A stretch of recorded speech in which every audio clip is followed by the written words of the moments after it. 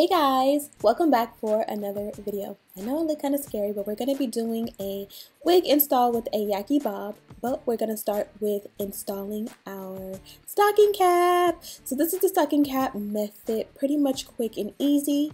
First of all, find a stocking cap as close to your complexion as possible.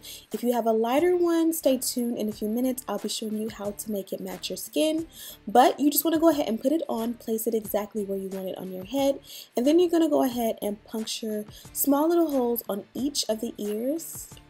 Don't cut your ear, and just kind of pull your ear through so that it sits flat and flush. You guys see where my sideburns are? It fits and sits super duper flat.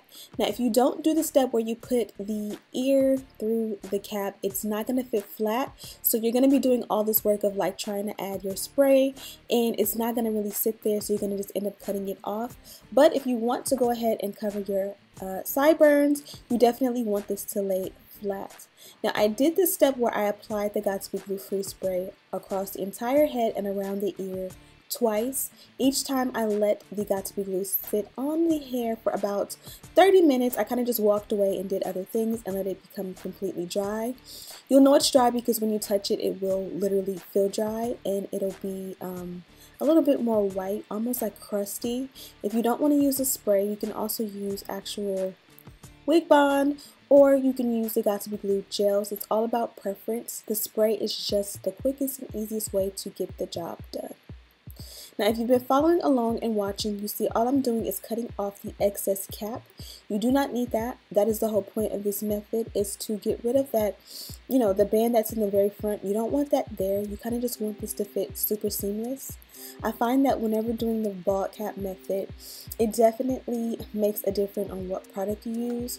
When I use the spray, I kind of feel like, you see how I'm trying to get up all these pieces that are rolling at the end. When I use the gel of the Got2b Glue, it definitely is a little bit more of a flawless application. Just make sure you take your time. Also, if you want to speed up the process, whenever you apply a coat of the Got2b Glue gel or spray, just make sure you go ahead and let it completely dry, but you can speed up the process by using a blow dryer on a cool setting. Now once you've cut off all the excess cap, go ahead and find a contour powder or a foundation powder or a concealer, whatever floats your boat.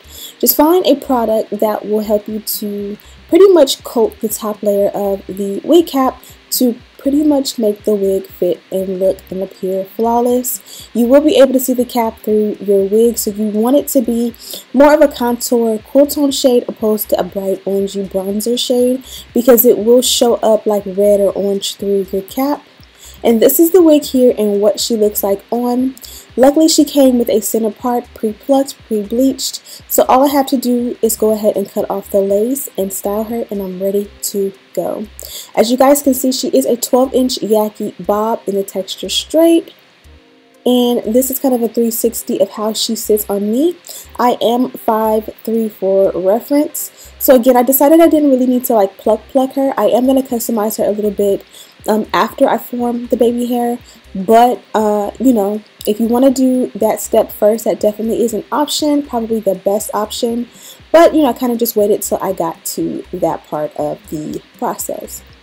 So right here I'm just cutting off all of the excess lace. You don't need any of this lace, and it doesn't necessarily blend with my skin flawlessly, so if I leave it there and once my wig is installed, you'll definitely be able to see all of that excess lace, which we don't like.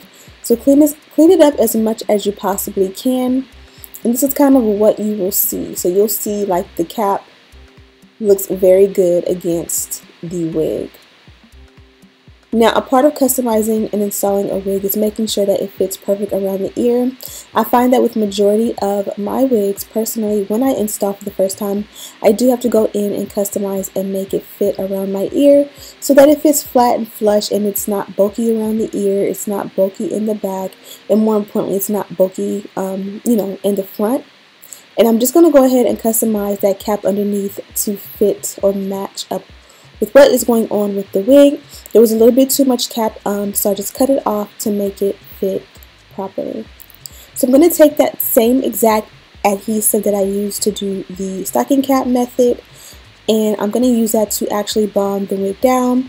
And you guys know this is the quickest and easiest choice, but there are you know, other options out there that have maybe a stronger hold. This one has a great hold for day-to-day use, but it definitely is not a glue by any means. So as you guys can see, I went ahead and did the center first, bonded the wig down, and then I'm going to do each side or ear tab separate just to make sure that it bonds down and that everything is customized. Even though I customized the ear already, once the wig was bonded down, I still feel like there was more that can be removed, so I went ahead and did that. So this is a step. The actual install is where you want to, you know, take your time, because once your wig is cut and, you know, installed, this is pretty much where you want everything to fit and feel flawless. And then, you know, on day to day, you can go ahead and switch out the baby hair. So some days you can do baby hair, some days you don't have to. Today we are doing baby hair. As you guys can see, it is pre-plucked, and I love the way this wig fits against my skin. I really feel like it is definitely a natural fit.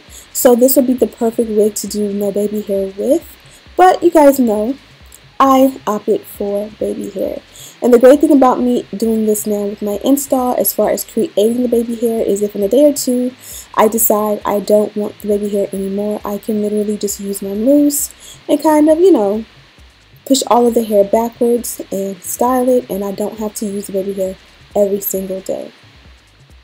So sometimes whenever you come up or pull out baby hair and form it, it will look a little bit more boxy. So what I'm doing is I'm going behind the baby hair, behind where the baby hair will sit. I'm taking a fresh pair of tweezers, and I just kind of wanted to break up the boxiness. Even though it was plucked, sometimes it can, you know, look a little bit more wiggy, and you kind of want everything to be a little bit more sporadic. Hence why I'm using this hair tool here. I'm not sure what you call it, but it's like a razor, but it's meant specifically for hair, to cut the hair so that it doesn't look, I believe it's to thin hair out more so that when you do a haircut, it's more choppy and not so like perfect and boxy. And that's why I love this, is because whenever I do baby hair, you don't really want the hairs to be all one length. You kind of want them to be, you know, like natural and sparse in a way. And this is one of my favorite tools to use for that. I'll definitely have it linked down below along with everything else I used. For baby hair, I'm using my foam. And you guys know I only use foam these days. I try sometimes to switch out with the gel or edge control, but foam is the best option for me. As you guys can see, I was going to do sideburns, but I opted to put it back, and this is more of a neat and clean look in my opinion. But I did do 2 swoops on the side, and I kept the center out, and this is the way I've been loving to do my baby hair. So I used minimal product with this. I did put a little bit of wax stick along the parting and a little bit in the front around the hairline. Kind of brush that in off camera, and then I am using a hot comb to make sure that everything is flat, flush, and flawless. I did also off camera put a stocking cap on while I ate dinner, so that also helps to melt everything and everything together. And lastly, I'm just going in with this powder. It did come from the contour powder that I used, or palette that I used for the stocking cap method. It's just a lighter shade, and it blends with my skin and my foundation, so everything looks amazing. Now I'm going to take a bit of a shine spray. You can opt or substitute the shine spray for a heat protectant, and we're going to go ahead and flat iron the hair. Y'all, I've had this flat iron for literally at least a good 2 years, maybe 3, and it's still my favorite flat iron of them all. Companies often try to send me flat irons, and I don't want them because I know I don't love any flat iron more than this one to date. So if you want to know what flat iron I use, and it gets super hot, it does my natural hair super duper well, makes me get straight super flat hair. I have it linked in the description box for you guys. And as you guys can see, I kind of just did a quick little bump at the end to create the bob look, pulling the edges back a little bit so that my baby hair work could be exposed.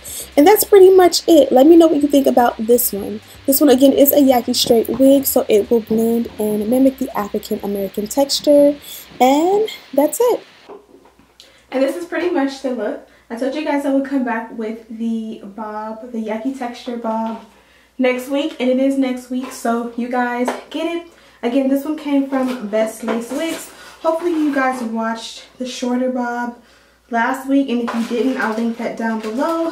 But as I said before, this one is 12 inches, 150% density, and the texture is Yaki straight. So the length is perfect on this one. As you guys can see, the cut sits really beautiful without me doing any customization. I absolutely love it. The fullness is 150% density, and though sometimes I do like a fuller wig, I feel like with this one it's definitely very fitting. It's not thin by any means, but it's not too thick or bulky also, especially knowing that we are in the summer and you really don't want a heavy wig and all the hair around your neck. As far as the hairline goes, you guys did see my customizations, and of course the ball cap method made this more of a seamless look. The knots were already pre-bleached, so I didn't need to do much. I just went in with the powder, as you guys seen, and made it blend with my skin even better, and I absolutely love it. So all the details on everything I use, including a link to this wig, are in the description box as usual. Thank you guys so much for watching. Don't forget to like, comment, subscribe, share this video with your friends, and as always, I'll see you in the next one.